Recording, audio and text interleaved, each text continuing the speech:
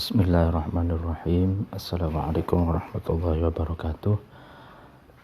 Alhamdulillahirabbil alamin wassalatu wassalamu ala asrafil anbiya'i wal mursalin sayyidina wa habibina wa syafi'ina Muhammadin wa ala alihi wa ashabihi wa man tabi'ahum bi ihsanin ila yaumiddin. Amma ba'du. Pada pagi hari ini kita dapat melanjutkan pengajian kitab Adabud Dunya Waddin. Sebelumnya mari kita membaca tawassul Al-Fatihah ila hadratin Nabi Mustafa Muhammad sallallahu alaihi wasallam ala alihi wa ashabihi wa man tabi'ahu bi ihsanin ila yaumiddin wa ila hadratin jami'il ulama'il aminin wal awliya'i was suhada'i was salihin wa ila hadratin jami'i masyayikh Lirboyo wa ila hadratin khususan muallif hadal kitab Adabud Dunya Waddin Asy-Syaikh Abil Hasan Ali bin Muhammad bin Habib Al-Mawardi Al-Basri Asy-Syafi'i. Al-Fatihah. A'udzubillahi minasyaitonir rajim. Bismillahirrahmanirrahim. Alhamdulillahi rabbil alamin arrahmanir rahim maliki yaumiddin. Iyyaka na'budu wa iyyaka nasta'in ihdinas siratal mustaqim siratal ladzina an'amta 'alaihim ghairil maghdubi 'alaihim waladdallin. Amin. Bismillahirrahmanirrahim. Pada pengajian yang lalu kita sudah membahas tentang ibadah-ibadah yang diwajibkan oleh Allah kepada kita, yaitu sholat, puasa, zakat, dan haji. Dan ini termasuk rukun Islam ya. Jadi yang pertama syahadat, sholat, puasa, zakat, dan haji bagi orang yang mampu secara fisik dan mampu ongkosnya ya.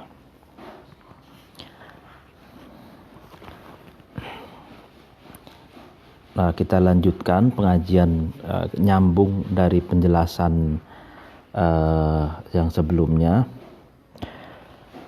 Syukurullahi, adapun syukur kepada Allah ala ni'matid din, atas nikmat agama.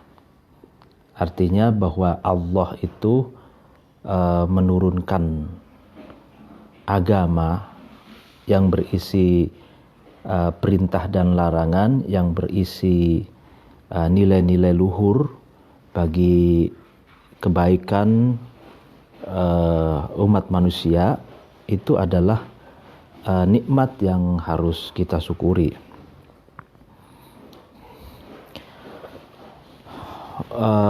Fa'tabir, kemudian ambillah ibrah ya, ambillah pelajaran. Alhamaka, semoga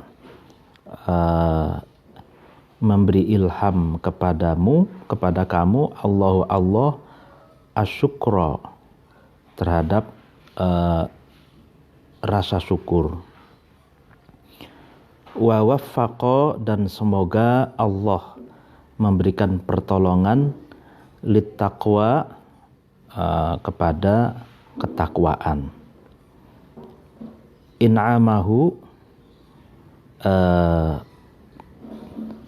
terhadap pemberian nikmat dari Allah, alaika, atas kamu, fima, di dalam sesuatu, kallafaka, yang Allah bebankan terhadap kamu, wa ihsanahu, dan Allah memberi kebaikan, ilaika, kepada kamu, fima, di dalam sesuatu, ta'abbadaka, yang Allah perintahkan ibadah kepada kamu.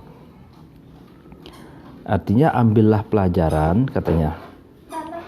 ya semoga Allah memberi inisiatif kepada kita untuk senantiasa bersyukur, dan Allah memberikan pertolongan kepada kita dengan senantiasa agar kita bertakwa kepada Allah. Nikmat-nikmat yang Allah berikan kepada kita itu berupa atau dalam hal sesuatu yang Allah bebankan kepada kita, dan Allah pun memberi kebaikan kepada kita dalam hal ibadah yang diperintahkan Allah kepada kita. Artinya bahwa beban yang diberikan kepada kita atau taklif itu beban keagamaan. Kita harus ada doktrin, ada ajaran, ada larangan dan perintah, nilai-nilai luhur, itu yang diberikan kepada kita melalui agama. Nilai-nilai luhur itu adalah sebenarnya Allah sedang memberi nikmat kepada kita, dan Allah pun memberi kebaikan kepada kita dalam perintah beribadah kepadanya. Jadi bagi orang yang beragama, beban perintah dan larangan yang terdapat di dalam agama itu sejatinya adalah nikmat yang Allah berikan kepada kita. Sebab seandainya kita mengikuti perintahnya dan menjauhi larangan, kita menjadi orang yang hidupnya pun nikmat gitu. Coba kita bisa bayangkan, seandainya kita mengikuti perintah Allah, yaitu mengamalkan, menghidupkan nilai-nilai luhur dalam kehidupan kita, ya kan, maka kita akan mendapatkan efek positif baik secara pribadi, individu, maupun dalam hubungan kita dengan manusia. Begitupun juga ibadah, perintah ibadah kepada kita sebagai manusia itu sejatinya Allah sedang berbuat kebaikan kepada kita.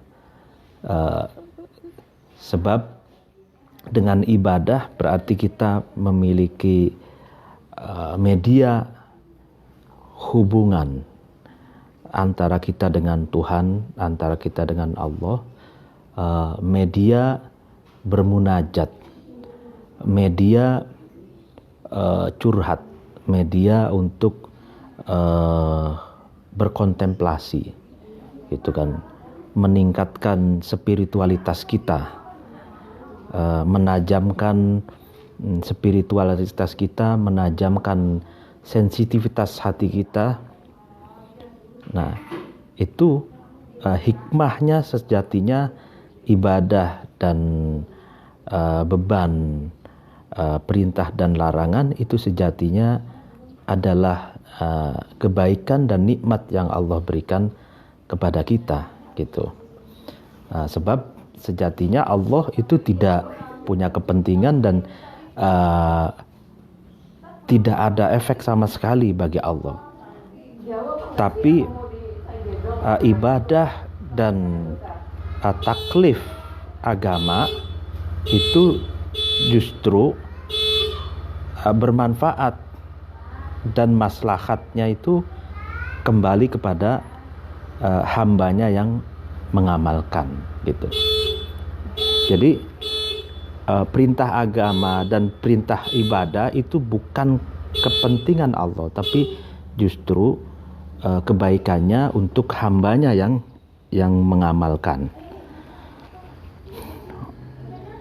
Faqad wakkaltuka, maka sungguh saya memasrahkan kepadamu, ila fatanatika, kepada kecerdasan kamu, wa ahlaltuka, dan menempatkan atau membolehkan, memberikan saya kepadamu, ala basiratika, atas mata hati kamu, ba'da in kuntu, setelah keberadaanku, laka, kepadamu, ro'idan, adalah zat yang menunjukkan, soduqon, yang banyak memberi, soduqon, yang dapat dipercaya, wa nasihan, dan zat yang memberi nasihat, syafiqon, yang welas asih, gitu. Jadi kecerdasan dan fatonah, lalu kemudian basiroh, ya kan, itu sudah diberikan kepada kita, kepada manusia. Kalau fatonah itu dalam pengertian kecerdasan, rasionalitas, kecerdasan sosial, sedangkan kalau basiroh ini kecerdasan spiritual, kecerdasan memiliki sensitivitas dan memiliki kepekaan, gitu ya. Nah, itu sudah diberikan,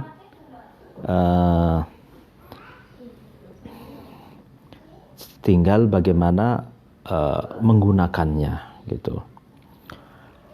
Wahal tuhsinu, apakah kamu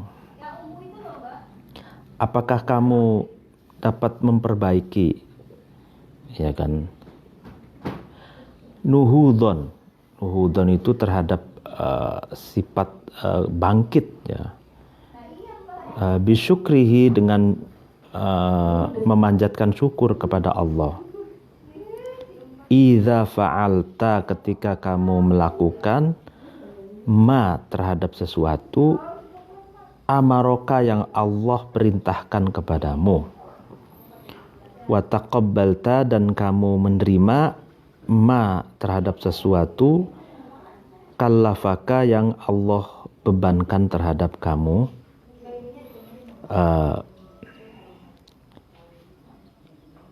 Apakah kamu dapat, gitu kan, apakah kamu dapat memperbaiki nuhud, sifat bangkit, nahdoh, apakah kamu bisa memperbaiki nahdoh kamu, kebangkitan kamu dalam bersyukur kepada Allah ketika kamu mengerjakan sesuatu yang Allah perintahkan kepadamu, dan kamu menerima dengan lapang sesuatu yang telah Allah bebankan kepadamu. Jadi justru ini menarik, artinya bahwa ketika kita mampu menjalankan perintah Allah, ya kan, misalkan kita mampu menjalankan sholat, mampu menjalankan ibadah puasa, zakat, sebentar lagi puasa, ya, zakat, lalu kemudian kita mampu haji, gitu kan. Nah, apakah kita juga dapat membangkitkan rasa syukur kita kepada Allah, gitu ya, dan apakah juga kita mampu menerima dengan lapang segala sesuatu yang Allah bebankan kepada kita berupa perintah dan larangan itu. Mungkin ekspresi rasa syukur umat Islam di Indonesia itu terlihat ya ketika umat Islam Indonesia itu mampu menjalankan ibadah haji. Ya. Idza fa'alta ma amaraka, itu syukurnya itu kelihatan. Misalkan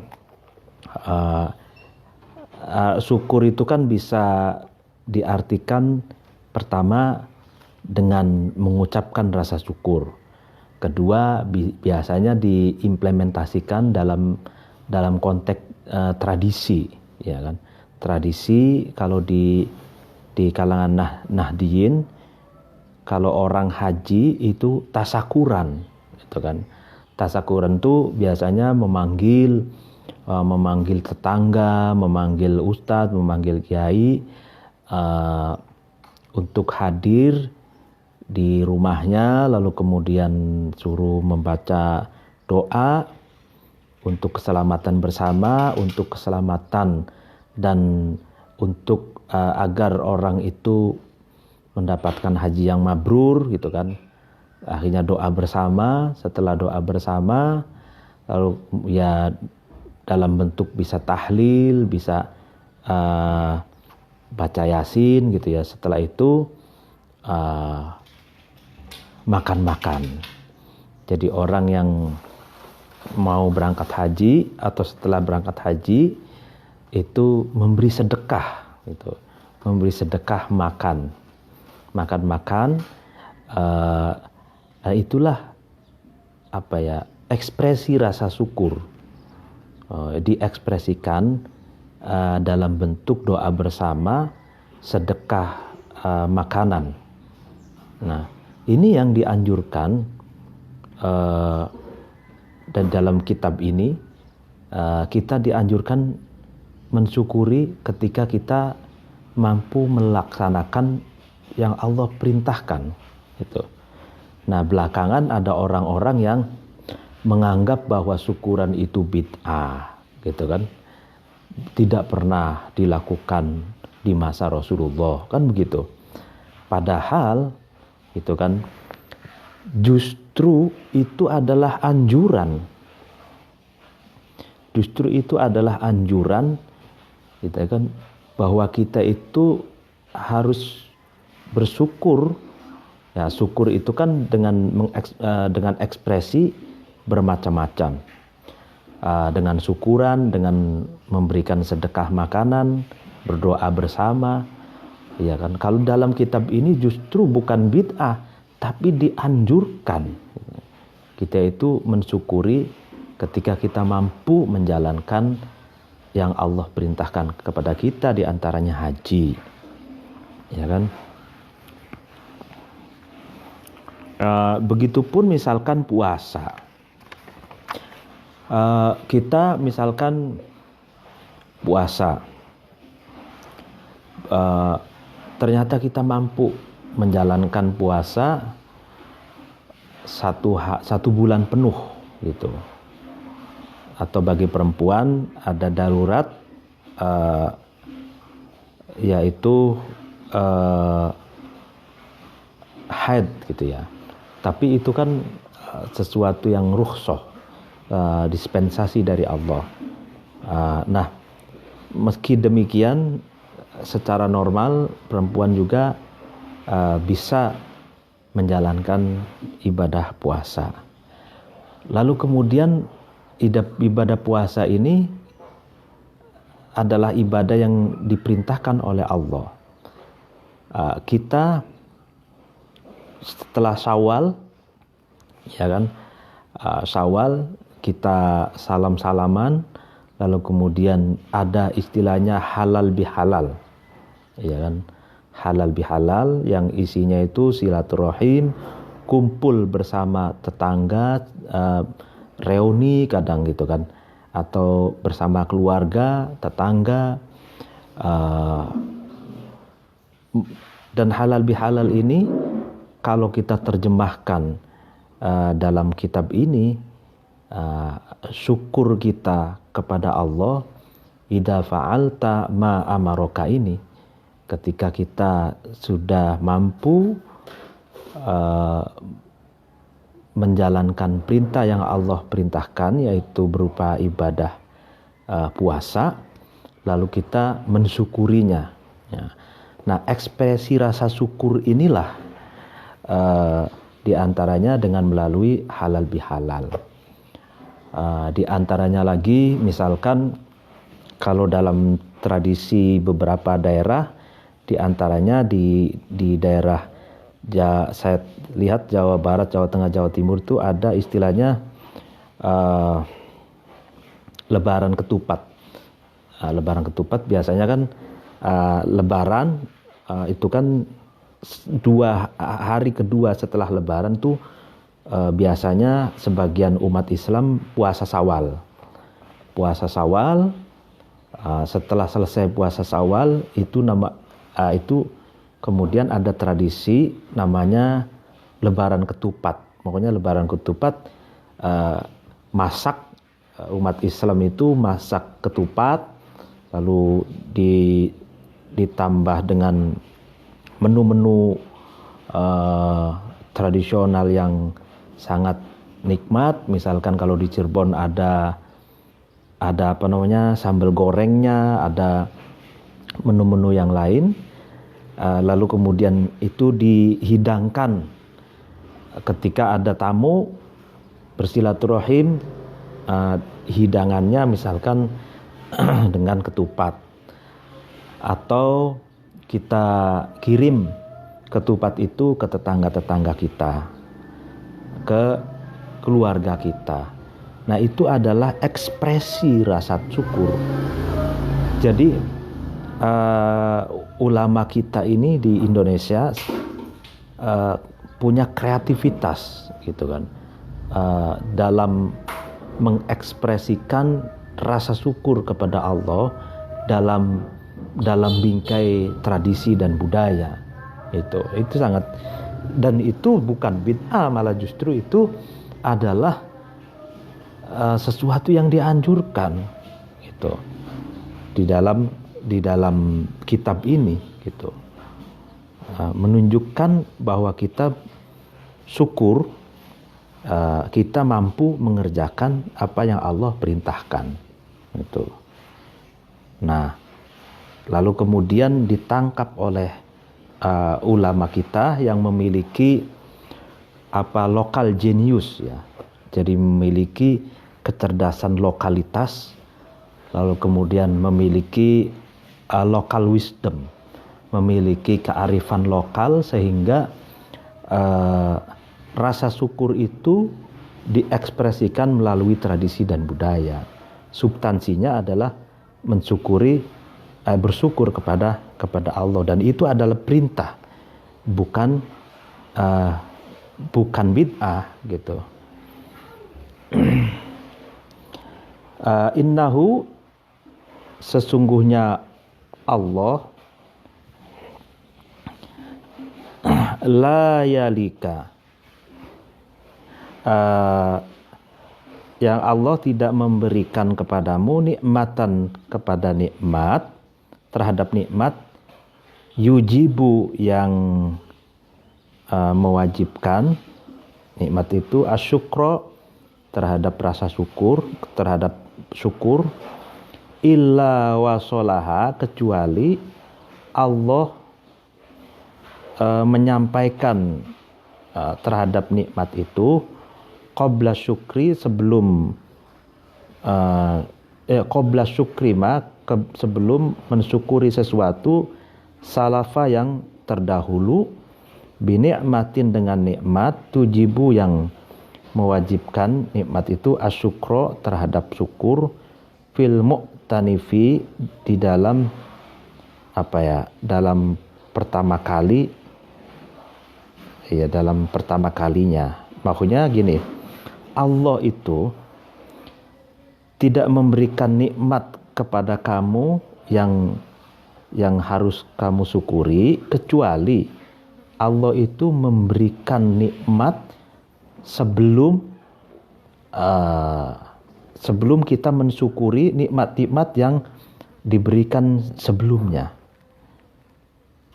Ya kan? Artinya bahwa nikmat yang Allah berikan itu seperti air bah. Jadi secara terus-menerus Allah berikan, gitu kan. Sehingga nikmat yang telah lalu itu belum sempat kita syukuri, Allah sudah memberikan nikmat berikutnya. Gitu. Ya kan? Jadi Allah memberikan nikmat sebelum nikmat-nikmat yang telah lalu itu disyukurinya. Gitu. Jadi nikmat yang Allah berikan itu tidak pernah putus, gitu kan, terus-terusan, sehingga nikmat yang sebelumnya itu belum sempat kita syukuri, Allah sudah memberikan nikmat berikutnya terus, gitu. Sehingga pada hakikatnya antara nikmat dan rasa syukur itu jauh lebih banyak yang Allah berikan kenikmatan itu kepada kita daripada kita mensyukurinya, gitu. Karena belum sempat kita mensyukuri nikmat yang telah lalu, Allah sudah memberikan kenikmatan berikutnya, gitu. Wa qala, dan berkata Al-Hasanu, Hasan bin Ali, ya berarti ini Sayyidina Hasan, cucu Nabi radhiyallahu anhuma. Ini kadang anhu, kadang anhuma. Kalau anhuma ini berarti rujuknya itu kedua orang, ke Hasannya dan ke Alinya. Jadi semoga Allah meridhoi kepada Hasan dan Ali.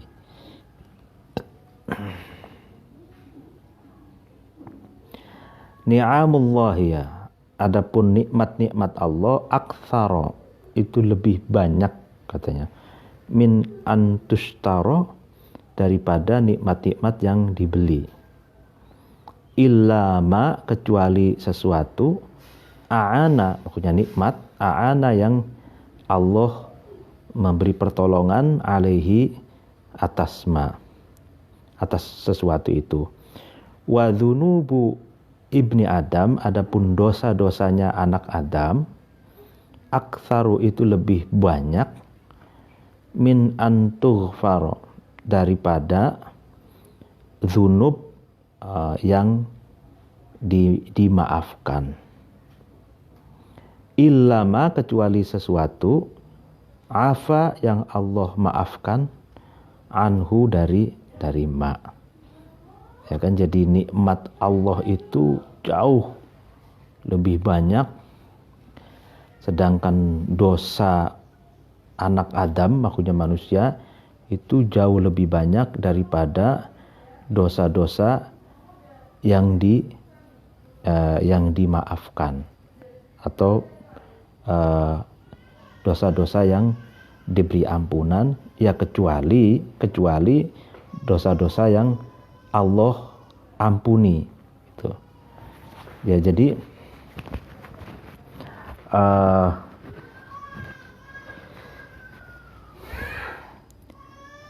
ya ini kita merasa hina sekali ya di hadapan Allah itu. Jadi Allah itu memberikan nikmat kepada hambanya itu tanpa pilih kasih, tanpa melihat hambanya itu pendosa ataupun tidak, gitu. Jadi semuanya dikasih nikmat. Ahli maksiat dikasih nikmat, ahli ibadah dikasih nikmat, gitu kan. Orang muslim dikasih nikmat, non muslim dikasih nikmat, semua dikasih nikmat. Nah, makanya Abu Yazid Bastami itu pernah mengatakan,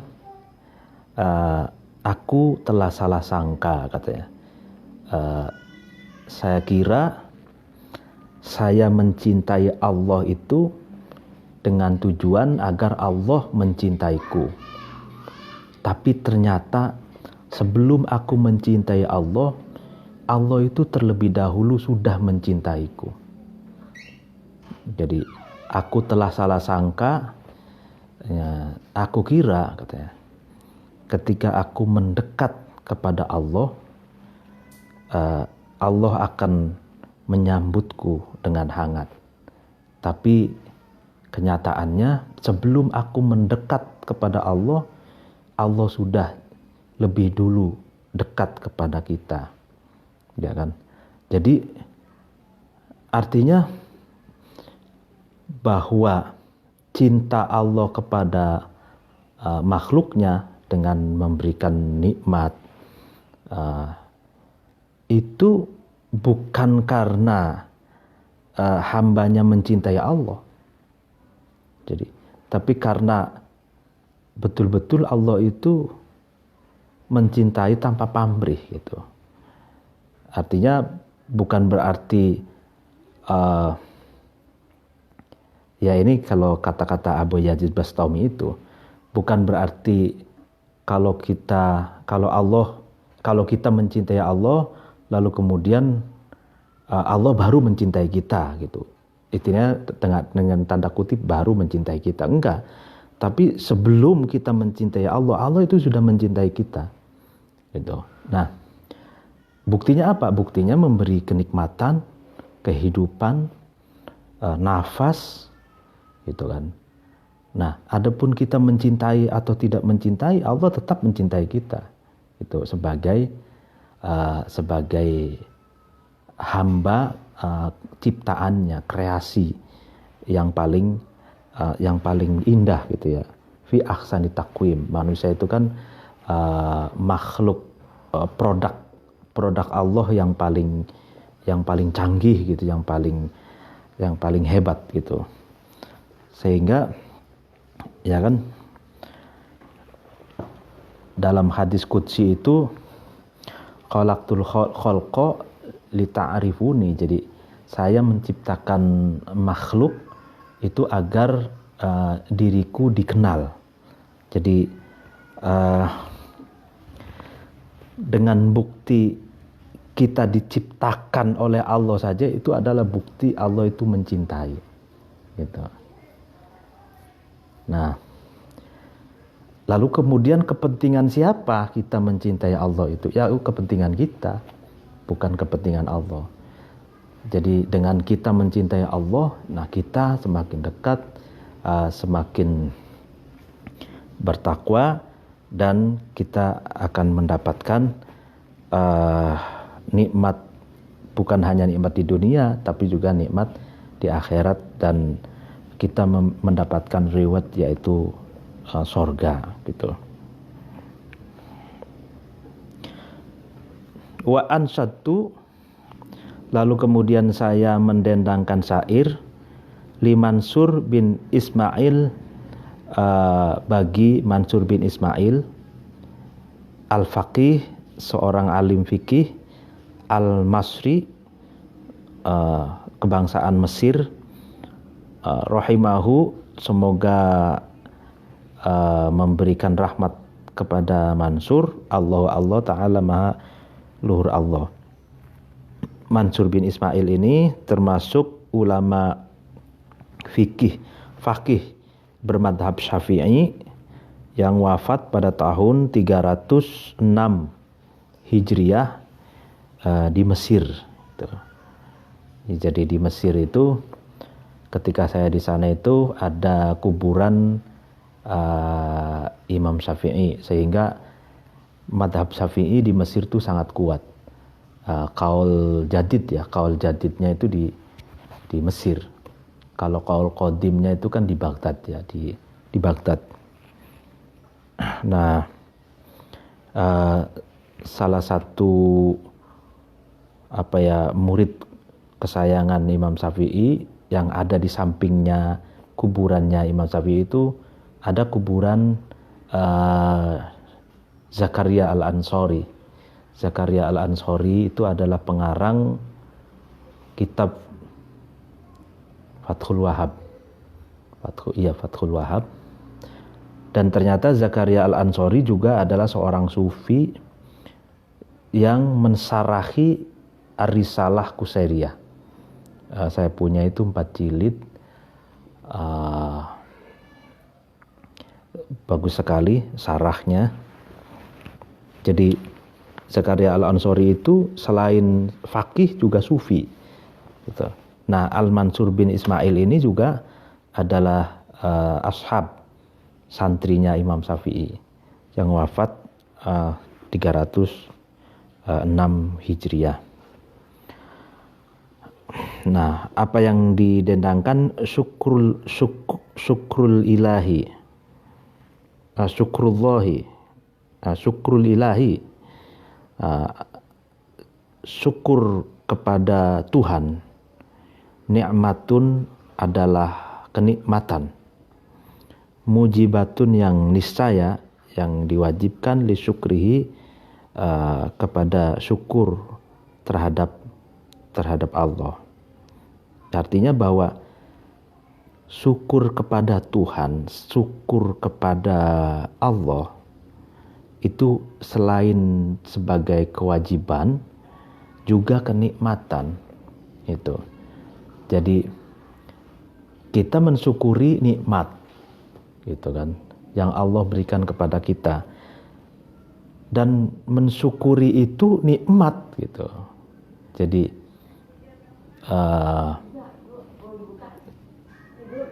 syukur itu kan bukan hanya dalam ucapan verbal. Syukur itu bukan berhenti pada sujud syukur gitu. Tapi lebih dari itu, syukur juga harus dibuktikan dalam amaliyah kita, dalam ejawantah, dalam ranah realita. Ya, diantaranya bukti kita bersyukur kepada Allah, ya melakukan perintahnya, menjauhi larangannya. Lalu kemudian kita berbagi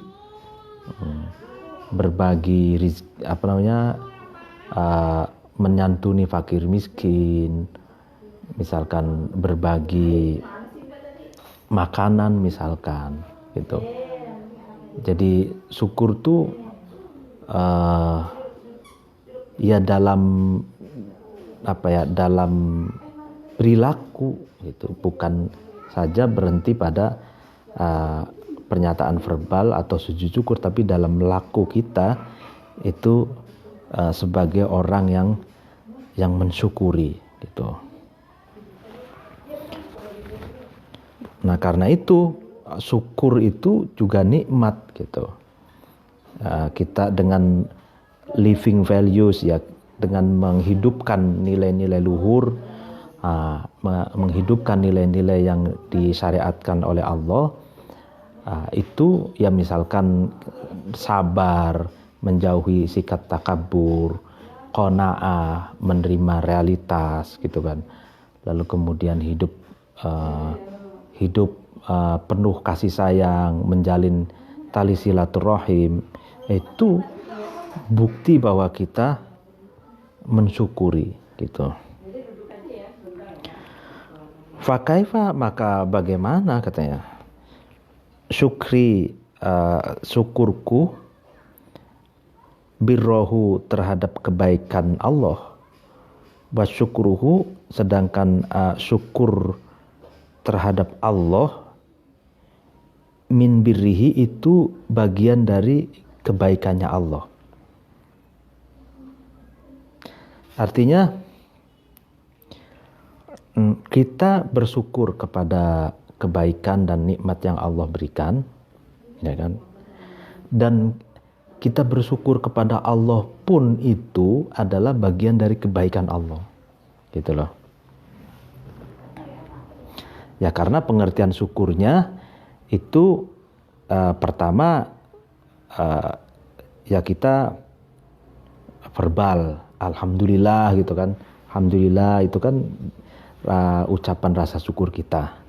Lalu kemudian dalam tindakan, misalkan sujud syukur, lalu syukur kita juga dengan mengejawantahkan nilai-nilai luhur, ya kan, menjauhi kemungkaran, gitu kan, menjauhi hal-hal yang destruktif gitu ya.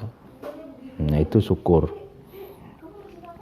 Wa idza kunta, dan ketika kamu ada, an syukri ni'amihi, dari mensyukuri nikmat-nikmat Allah, ajizan, itu orang yang tidak mampu. Jika kamu orang yang tidak mampu mensyukuri nikmat Allah, katanya, fakaifa, maka bagaimana, bika, dengan kamu, ida qasorta, ketika kamu sembrono atau ketika kamu membangkang, fima, terhadap sesuatu, amaroka, yang Allah perintahkan kepadamu, au farrotta, atau kamu mengabaikan atau kamu menyanyiakan, fima, dalam sesuatu, kallafaka, yang Allah bebankan kepada kamu, wa naf'uhu, hal ini ya, sedangkan kemanfaatannya ma itu, a'wadu, itu akan kembali, naf'u itu, alaika, kepada kamu, lau fa'altahu, kalau kamu mengerjakan ma tersebut. Nah ini menarik. Jadi bagaimana bisa, katanya, kamu itu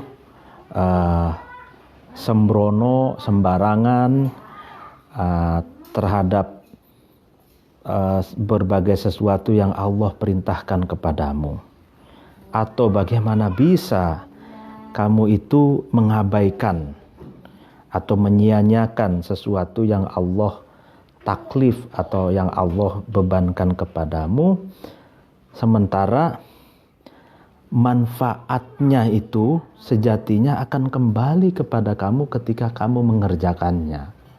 Nah ini menarik. Jadi ketika kita mengerjakan yang Allah perintahkan kepada kita, gitu kan, ketika kita menjauhi yang Allah larang, gitu, itu sejatinya manfaatnya itu akan kembali kepada kita, gitu. Ketika kalau demikian, kok bisa kamu, katanya, dalam pandangan ini menggugah sekali, kok bisa kamu menyia-nyiakan, tidak melakukan itu hal-hal yang Allah perintahkan, yang Allah bebankan kepada kamu, katanya, kok bisa gitu. Padahal kalau kamu kerjakan, manfaatnya itu kembali kepada dirimu itu. Jadi Allah tidak punya kepentingan itu. Yang berkepentingan itu sejatinya adalah kita kepada Allah gitu. Nah, makanya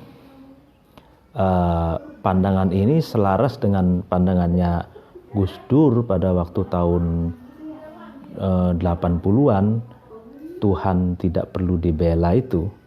Jadi yang perlu dibela ya justru kita sendiri gitu. Jadi berbagai perintah gitu, puasa, zakat, haji, sholat gitu kan, lalu mewajibkan kita untuk melakukan hal-hal yang baik, yang mulia, yang agung. Itu hakikatnya manfaatnya akan kembali kepada diri kita sendiri ketika kita melaksanakannya. Itu. Nah, bagaimana bisa, katanya, kita tidak melaksanakan itu, padahal manfaatnya akan kembali kepada diri kita sendiri. Wahal takunu, adakah kamu ada li sawa bihini amihi, terhadap sempurnanya kenikmatan yang Allah berikan, illa kafuro, kecuali orang-orang yang banyak kufurnya. Maksudnya kufur itu mengingkari nikmat yang Allah berikan kepada kita. Jadi kufur itu ada dua, bukan hanya kufur dalam pengertian mengingkari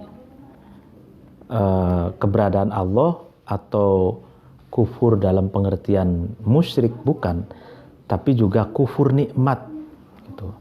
Jadi orang yang tidak mensyukuri nikmat yang Allah berikan itu kufur, tapi kufur nikmat itu.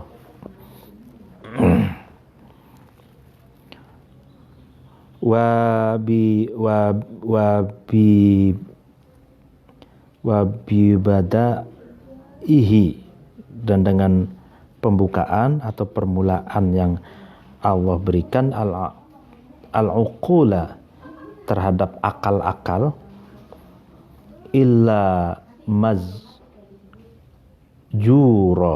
kecuali kamu dicegah. Artinya nikmat yang kamu berikan tidak lain kecuali kamu ingkari gitu.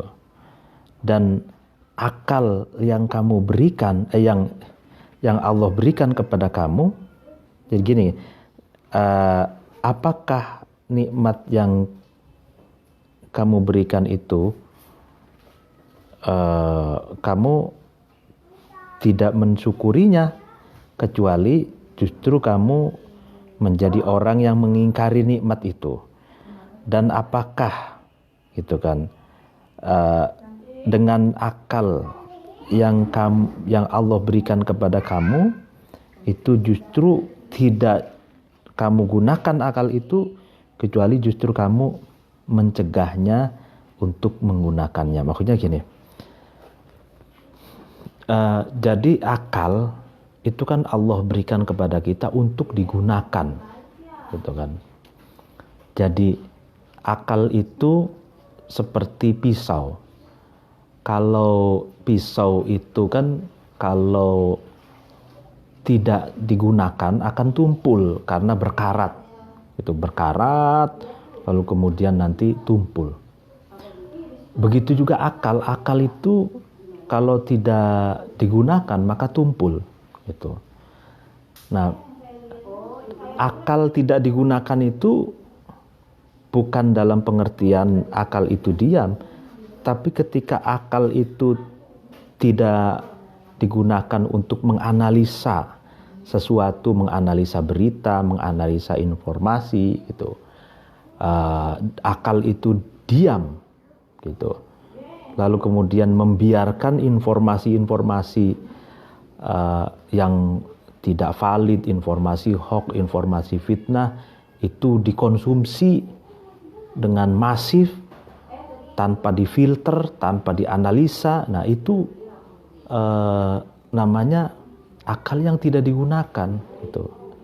Sehingga akal itu tumpul, berkarat, dan mudah terterobos oleh hal-hal yang negatif yang datang dari luar, seperti informasi hoax, fitnah dan lain sebagainya. Jadi pertahanan kita bobol, karena sejatinya pertahanan manusia itu ada pada akal gitu. Untuk memfilter, mengevaluasi, menganalisa hal-hal yang datang dari luar yang ingin masuk, mengintervensi, menginvasi, menginfiltrasi kita gitu. Jadi bentengnya adalah pada akal. Lah kalau akalnya tumpul, ya maka kita mudah terinfeksi, terinfiltrasi, terpengaruh gitu. Nah, akal yang tidak digunakan juga ya akal yang tidak tidak untuk belajar, tidak untuk menganalisa hal-hal yang lain. Nah, jadi tidaklah kamu menggunakan akal yang Allah berikan kecuali justru kamu mencegahnya, gitu. Nah, ini sama saja dengan orang yang kufur nikmat, gitu. Artinya akal itu kan nikmat yang Allah berikan, gitu kan. Kalau tidak digunakan, ya berarti kita tidak mensyukuri nikmat yang Allah berikan, gitu. Wa qad qala, dan sungguh berkata atau berfirman Allah Ta'ala mahlur Allah, apa yang difirmankan, ya'rifuna ni'matallahi thumma yunkirunaha. Ya'rifuna, ini kamu sekalian, tapi maksudnya ini orang kufar. Orang kufar itu mengenal atau mengetahui, ya'rifuna ni'matallahi, terhadap nikmat Allah, tsumma yunkirunaha, kemudian kamu sekalian, maksudnya orang kufar itu mengingkari terhadap nikmat yang Allah berikan. Artinya kamu sejatinya mengetahui, gitu, mengetahui nikmat-nikmat Allah, tapi kamu mengingkarinya. Ya maksudnya kufur nikmat, gitu. Qala berkata Mujahid, Bapak Mujahid, apa yang dikatakan oleh Pak Mujahid, ayya'rifuna, menafsiri ya'rifuna nikmatallahi tsumma yunkiruna itu, ya'rifuna, orang-orang kufar itu mengetahui ma, terhadap sesuatu, adada, yang banyak, gitu, maksudnya yang berbilang, Allah alaihim, atas kufar, min ni'amihi, dari nikmat-nikmat Allah. Wa yunkirunaha, dan kufar itu mengingkari terhadap nikmat-nikmat Allah itu, biqaulihim, dengan gambaran mereka berkata, makanya orang kufar berkata, innahum, sesungguhnya kufar, warithuha, itu kufar itu menerima warisan terhadap nikmat-nikmat itu, an abaihim, dari nenek moyangnya atau dari bapak-bapaknya kufar, au iktasabuha, atau kufar itu mengatakan bahwa nikmat-nikmat yang dia raih itu berdasarkan kasab, berdasarkan kerja sendiri, bi'af'alihim, dengan pekerjaan-pekerjaannya kufar. Nah, ini menarik. Jadi Pak Mujahid menafsirkan ayat ya'rifuna ni'matallahi tsumma yunkirunah itu, sejatinya orang kufar itu mengetahui nikmat-nikmat yang Allah berikan begitu banyak kepada mereka, tapi mereka mengingkarinya. Dengan gambaran mereka berkata bahwa nikmat yang mereka dapatkan itu adalah warisan yang diturunkan dari bapaknya, dari bapak-bapaknya, atau dari nenek moyangnya. Itu artinya nikmat yang mereka dapatkan, kata mereka, itu bukan dari Allah, tapi dari nenek moyangnya, dari bapak-bapaknya yang telah mewariskan kepada mereka. Itu. Atau dengan gambaran orang kufar itu mengatakan bahwa nikmat yang mereka dapatkan itu memang hasil kerja mereka sendiri. Itu bukan dari Allah. Nah, itu orang yang kufur nikmat ya seperti itu. Jadi mereka mendapatkan rizki, dia yakini itu hasil kerja peras keringat sendiri, gitu. dia mendapatkan kenikmatan, dia menyangka bahwa itu hasil kerja sendiri. Padahal di situ Allah memberikan rizki, Allah memberikan nikmat, sedangkan bekerja itu adalah ikhtiar gitu. Sedangkan yang memberikan nikmat, yang memberikan rizki itu adalah Allah gitu. Waruya, dan diriwayatkan anin Nabi, dari Nabi sallallahu alaihi wasallam, annahu, sesungguhnya Nabi, qala, itu berkata, Nabi itu yaqulu, dan berkata, Allahu Allah. Wah, ini hadis qudsi ini. Nabi berkata, Allah berkata gitu. Apa yang dikatakan Nabi? Allah berkata. Nah, ini di hadis qudsi. Jadi hadis qudsi itu bedanya dengan hadis biasa. Hadis qudsi itu maknanya itu dari Allah. Jadi makna substansinya itu dari Allah diturunkan ke Nabi Muhammad, tapi redaksionalnya, kalimatnya itu adalah ciptaan Nabi Muhammad sendiri. Nah, itu bedanya dengan Quran. Kalau Quran kan lafdon wa maknan itu minallah. Lafad dan makna itu dari Allah. Sedangkan hadis qudsi itu kan maknanya dari Allah, lafadznya adalah kreasi Rasulullah.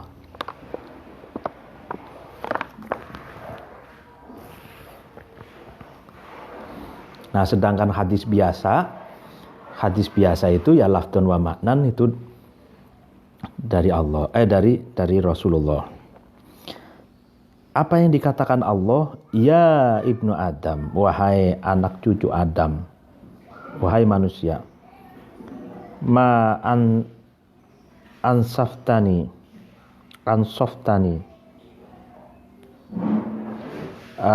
kamu tidak berlaku adil kepadaku. Atahabbabu, aku ini mencintai, ilaika, kepadamu, bin ni'ami, dengan nikmat-nikmat yang aku berikan kepadamu. Wa tatammakta, sedangkan kamu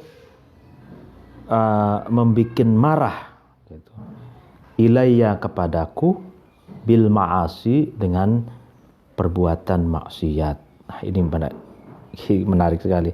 Wahai manusia, wahai anak cucu Adam, kamu tidak berlaku fair, tidak berlaku adil kepadaku, katanya. Aku sudah mencintaimu dengan memberikan nikmat yang tak terhingga, dengan nikmat yang tak terbatas kepadamu. Itu sebagai bukti bahwa aku mencintaimu. Sementara kamu balas dengan sebaliknya, yaitu kamu membuat marah kepadaku dengan berbuat kemaksiatan. Jadi cinta dibalas dengan kebencian. Tuh. Jadi Allah sudah memberikan nikmat kepada kita sebagai wujud cinta Allah kepada kita, sementara kita membalasnya dengan berbuat maksiat yang dapat yang dapat Allah amarah, ya, menyulut amarah Allah itu. Jadi mestinya kan kalau Allah mencintai kita dengan nikmat-nikmatnya, maka kita juga harus membalasnya dengan cinta lagi. Itu bukti kita cinta kepada Allah, ya tidak melakukan maksiat gitu. kita melakukan hal-hal yang diperintahkan oleh Allah dan menjauhi larangannya. Nah, kalau Allah memberikan cinta kepada kita tapi kita memberikan rasa benci, nah, itu tidak fair, katanya. Maksudnya tidak adil. Itu. Khairi, adapun kebaikanku, ilaika kepadamu, nazilun, itu turun. Wasyarruka, adapun keburukanmu, ilayya kepadaku, so'idun, itu naik. Nah, itu. Jadi kebaikanku, kata Allah, itu telah turun kepada kalian, telah aku berikan kepada kalian. Itu. Sedangkan keburukanmu itu naik kepadaku, maksudnya sampai kepadaku. Jadi kebaikan dibalas dengan keburukan, gitu. Kamin malakin, betapa banyak para malaikat, karimin yang mulia, yas'adu, yang naik malaikat itu, ilayya kepadaku, minka, daripada kamu, bi'amalin, dari kamu, bi'amalin, dengan amal, qabihin, yang buruk, gitu.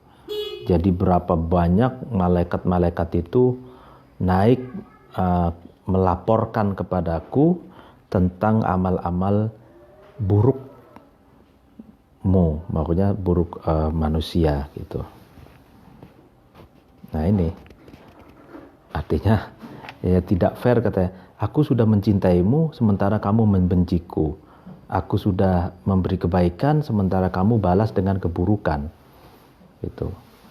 Jadi ini hadis qudsi yang menarik bagi saya. Nah, ini tanda berarti kamu itu manusia tidak fair, tidak adil terhadapku. Mestinya kalau aku sudah mencintaimu dengan nikmat-nikmat yang aku berikan, ya kamu harus balas dengan cinta lagi mestinya. Saya sudah berbuat baik, mestinya kamu balas dengan kebaikan pula, gitu. Tapi kenyataannya, cintaku kau balas dengan kebencian, kebaikanku kau balas dengan keburukan. Kebaikanku kau balas dengan keburukan. Nah, itulah. Ini menarik, hadis qudsi ini. Waqala, dan berkata, ba'du sulaha is-salafi, sebagian orang soleh, ulama soleh, ulama salafus soleh, gitu ya. Jadi sulaha is-salaf, jadi sebagian ulama soleh, ulama salaf yang soleh, apa yang katakan, qad asbaha, sungguh menjadi, bina, dengan kita, min ni'amillahi, dari nikmat-nikmat Allah Ta'ala, mahlur Allah, apa yang menjadi, ma, sesuatu, la nuhsihi, yang tidak dapat kita hitung, ma itu, ma'a kasroti ma, serta banyaknya sesuatu, nuhsihi, yang kita berbuat maksiat, yang berbuat ingkar terhadap Allah dengan ma itu, falanadri, maka kita tidak tahu, ayyuhuma, terhadap salah satunya, mala nuhsihi, dengan ma nuhsihi itu,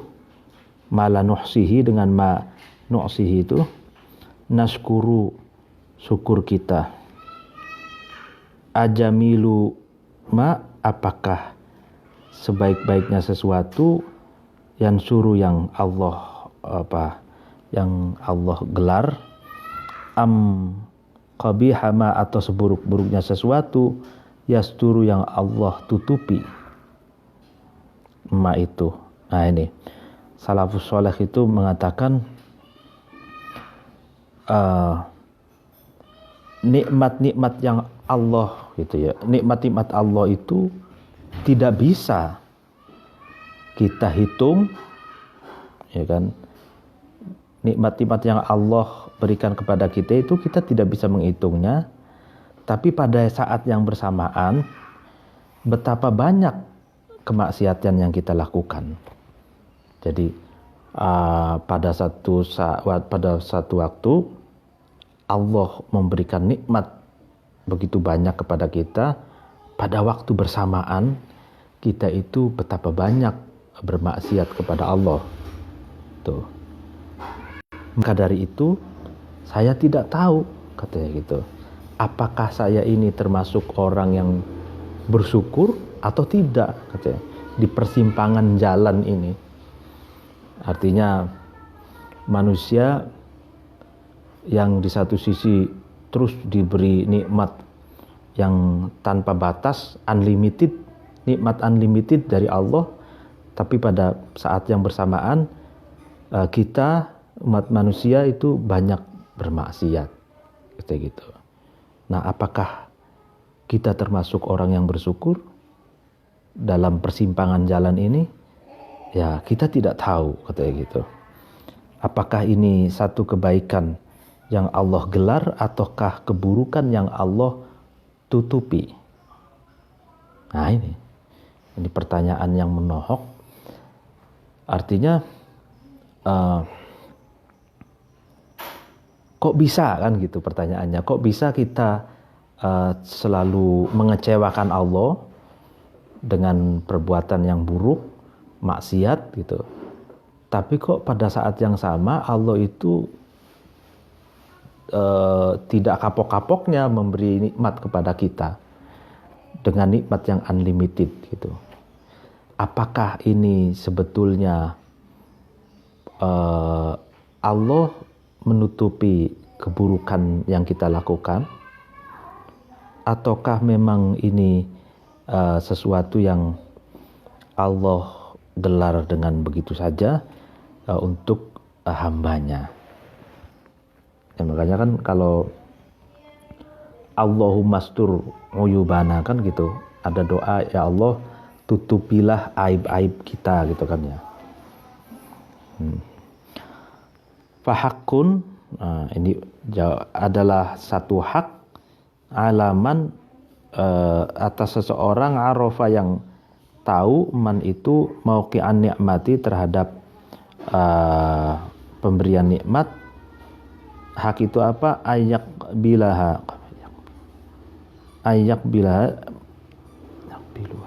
biluha adalah seseorang itu menerima terhadap nikmat itu mumtathilan, dengan berusaha manut mengikut lima terhadap sesuatu kullifa yang dibebankan man dengan ma itu minha dari nikmat. Jadi hak dan kewajiban bagi orang yang mengetahui nikmat yang diberikan kepadanya adalah dengan cara menerima nikmat itu dengan mengikuti sesuatu yang dibebankan kepadanya. Jadi kalau tahu Allah itu banyak memberikan nikmat kepada kita, cara bahwa kita secara etis bahwa kita menerima nikmat-nikmat yang Allah berikan itu dengan cara mumtathilan lima kullifa minha. Jadi manut, patuh terhadap apa yang Allah bebankan kepada kita.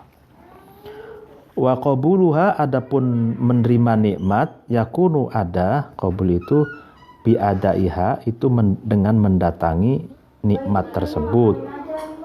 Summa, kemudian bi syukrillahi, dengan syukur kepada Allah ta'ala maha luhur Allah, alama atas sesuatu an'ama yang Allah berikan nikmat kepada man itu bihi dengan ma min isdaiha, dengan mendatangkan nikmat tersebut. Fa inna bina, maka sungguhnya dengan kita, minal hajati, dari kebutuhan, ila ni'amihi, terhadap nikmat-nikmat Allah, aksar, itu lebih banyak kebutuhannya, mimma, daripada sesuatu, kalafna, yang Allah bebankan kepada kita, min syukri ni'amihi, dari syukur terhadap nikmat-nikmat yang Allah berikan. Nah ini. Jadi kita menerima nikmat dari Allah itu berarti dengan cara kita mendatangkan nikmat itu, lalu kemudian mensyukuri atas nikmat yang Allah berikan kepada kita. Nah, karena sejatinya katanya kebutuhan kita kepada nikmat-nikmat yang Allah berikan itu jauh lebih banyak daripada sesuatu yang Allah bebankan kepada kita. Artinya kita ini Allah hanya meminta kepada kita itu untuk sholat 5 waktu misalkan. Itu kan beban, iya kan? Dalam durasi waktu 24 jam gitu. Yang 24 jam itu Allah memberikan nikmat unlimited kepada kita, ya kan? Allah hanya meminta dari 24 jam itu sholat 5 waktu. Seandainya saja gitu, dalam satu sholat itu hanya dilakukan 5 menit saja, kali 5 itu berapa? 25 menit, ya kan? Kalau misalkan dalam satu sholat itu hanya 2 menit, cuma 10 menit, ya kan? Kalau paling lamanya misalkan 10 menit, 10 menit kali 5 waktu, berarti 50 menit, enggak sampai 1 jam, gitu kan? Jadi sedangkan Allah itu memberikan nikmat kepada hambanya itu jauh lebih banyak. Kebutuhan kita yang Allah penuhi itu jauh lebih banyak daripada tuntutan yang Allah berikan kepada kita, gitu kan? Misalkan puasa itu kan dalam 12 bulan itu hanya 1 bulan, gitu. Sedangkan Allah memberikan nikmat itu unlimited, terus dikasih terus. Antara nikmat yang Allah berikan, antara kebutuhan yang dipenuhi oleh Allah, kebutuhan kita yang dipenuhi oleh Allah itu jauh lebih banyak daripada beban yang diberikan oleh Allah kepada kita, gitu.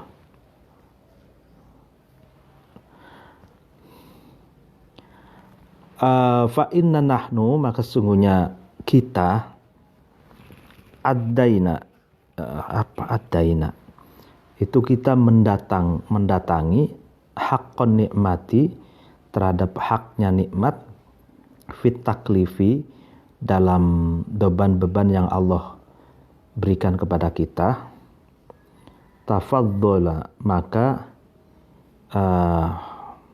nikmat itu mengungguli, bi isda'in nikmati, dengan mendatangi nikmat, min ghairi jihati taklifi, dari selain jalan taklif, dari jalan perintah atau beban yang Allah berikan kepada kita.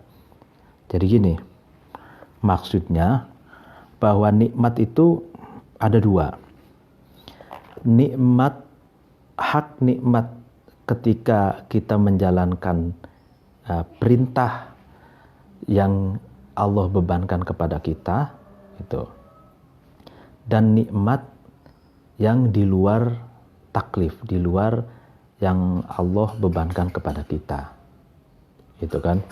Nah,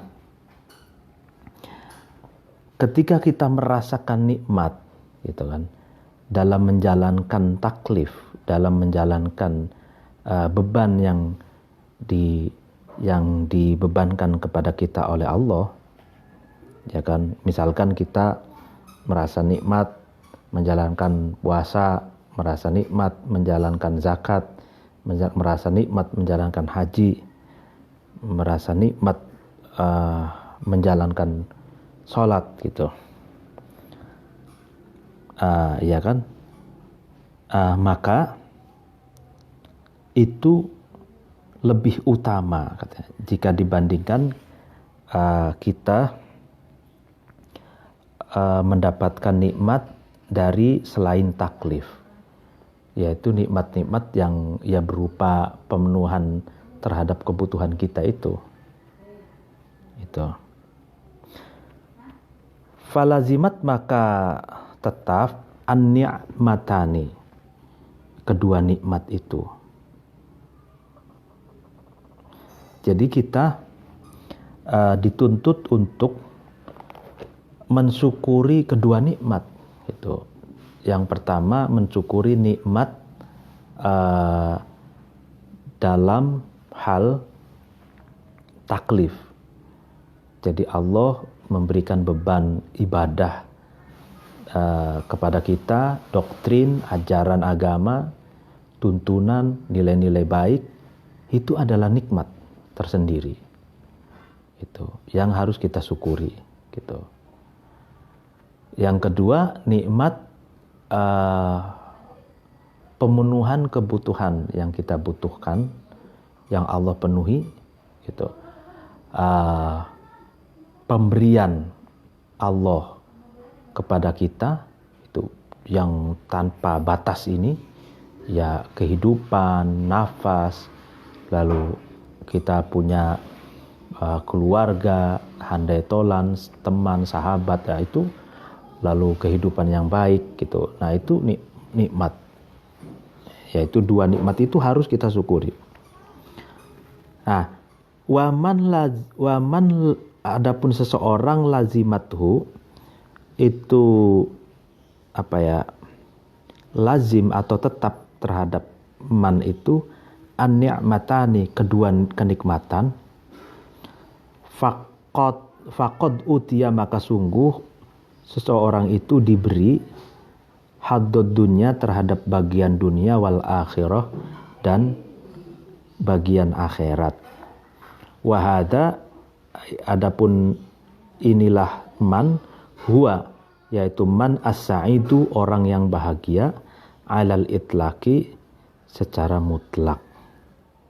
Barang siapa yang diberi dua kenikmatan, yang pertama kenikmatan merasakan taklif, beban yang diberikan oleh Allah kepada kita, kita merasakan nikmat menjalankan perintah dan menjauhi larangannya. Dan yang kedua, kita diberi nikmat yang non taklif, yang bukan taklif itu, yang bersifat duniawi, kenikmatan yang berupa pemenuhan terhadap kebutuhan dan kehidupan kita. Maka orang yang mendapatkan dua nikmat ini, orang itu akan diberi bagian dunia dan akhirat.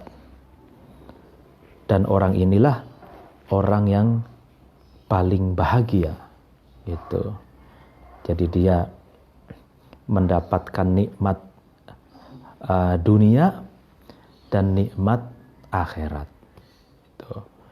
Nah, orang yang seperti inilah orang yang bahagia, gitu.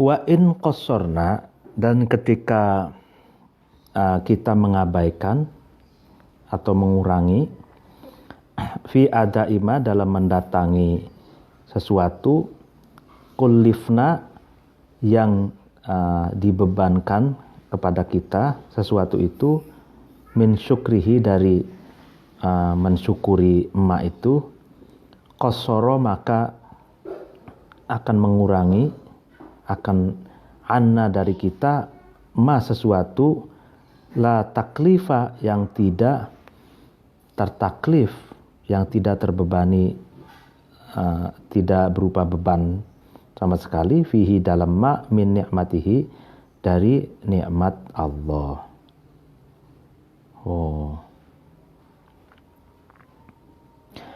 Fanafarot, kemudian lari, nafarot itu lari, an-ni'matani, kedua nikmat. Waman, adapun seorang, nafarot, yang lari, anhu, dari man, an-ni'matani, kedua nikmat, faqad suliba, maka dihancurkan, didedel, dihancurkan, haddud dunya, bagian dunia, wal akhirah, dan bagian akhirat. Jadi orang yang menyia-nyiakan rasa syukur terhadap taklif, terhadap sesuatu yang dibebankan kepada kita, maka sesuatu yang bukan taklif, nikmat yang bukan taklif itu akan dikurangi. Jadi gini, ketika kita mengabaikan nikmat berupa taklif, maksudnya perintah, larangan, lalu ibadah, itu kita sia-siakan misalkan, atau kita kurangi, kita tidak mensyukurinya, maka kenikmatan yang selain taklif, kenikmatan yang selain berupa beban itu, maka juga akan dikurangi. Lalu kemudian berangsur-angsur kedua nikmat itu akan lari. Itu. Barang siapa yang dijauhi dari kedua nikmat itu, barang siapa yang kedua nikmat itu lari darinya, tuh, maka orang itu tidak akan mendapatkan bagian dunia dan akhirat. Jadi seperti yang saya jelaskan tadi, bahwa perintah dan larangan, doktrin, ajaran, agama, itu kan taklif ya. Itu. Ini satu kenikmatan tersendiri. Lalu kemudian di luar itu, kenikmatan yang di luar taklif, yaitu pemberian, pemenuhan kebutuhan gitu kan, yang Allah berikan kepada kita, ini juga kenikmatan tersendiri. Nah, kalau kita mengabaikan kenikmatan taklif ini, kenikmatan ibadah, kenikmatan ya menjauhi dan mengikuti perintah Allah itu, menjauhi larangan Allah, kalau ini diabaikan itu kan, atau dikurangi, atau disia-siakan, atau tidak dilakukan, maka kenikmatan yang non taklif ini itu juga dikurangi, gitu. Atau bahkan tergantung kenikmatan taklif ini, kalau sama sekali tidak dihiraukan, maka kenikmatan yang non taklif itu akan hilang. Kalau kedua nikmat ini lari, menjauh dan tidak ada bersama seseorang, maka orang itu ya tidak akan mendapatkan bagian dunia dan tidak mendapatkan bagian akhirat. Ya misalkan orang yang tidak sholat, tidak zakat, tidak gitu, lalu kemudian berbuat kejahatan, kriminalisasi gitu, menjahati orang gitu. Jadi ini sudah sempurna nih. Kedua kenikmatan akan lari dari orang yang semacam ini. Kalau sudah kedua nikmat ini lari, maka dia di dunia dia tidak mendapatkan bagian, dan apalagi di akhirat. Di dunia sengsara, di akhirat apalagi gitu. Di akhirat juga sengsara gitu. Falam yakun, maka tidak ada lahu bagi man fil hayati dalam kehidupan al-haddu bagian. Wala, dan tidak ada bagian dan tidak ada fil mauti dalam kematian rohatu kenikmatan. Wahada inilah seseorang man huwa, yaitu man asyaqiyu, orang yang celaka, bil istiqaqi, dengan hak-haknya. Walaysa, dan tidak ada yakhtaru, memilih, asyiqwata, kecelakaan, celaka, ala sa'adati, atas kebahagiaan, dulubbin, orang yang memiliki lub. Lub ini diartikan akal ya, padahal lub itu lubuk hati yang paling dalam. Sohihin, yang sohih. Wala aklin, dan tidak memilih orang yang memiliki akal, salimin, yang sehat, akal sehat. Jadi orang yang memiliki lubuk hati yang paling dalam, yang baik, yang benar, dan orang yang memiliki akal sehat itu tidak akan memilih celaka, tidak akan memilih penderitaan daripada kebahagiaan. Jadi orang yang seperti tadi itu kehidupannya tidak mendapatkan kebahagiaan, dan di kematiannya juga tidak mendapatkan kenikmatan. Orang semacam ini adalah orang yang celaka, dan orang yang memiliki lubuk hati yang paling dalam, dan orang yang memiliki akal sehat tidak akan memilih celaka daripada bahagia. Dia pasti akan memilih bahagia daripada celaka. Betul. Waqad qala, dan sungguh berfirman Allah Ta'ala, mahalur Allah, laisa bi amaniyikum wala amaniyi ahlil kitab may ya'mal su'an yujabih. Laisa, dan tidaklah sesuatu bi amaniyikum, digantung angan-anganmu, digantungkan angan-anganmu, angan kamu semua, kamu sekalian, wala amani ahli kitab, dan tidak angan-angan ahli kitab. Man, adapun seorang ya'malu, melakukan, man itu su'an, terhadap keburukan, yujza, yang dibalas bihi, dengan su.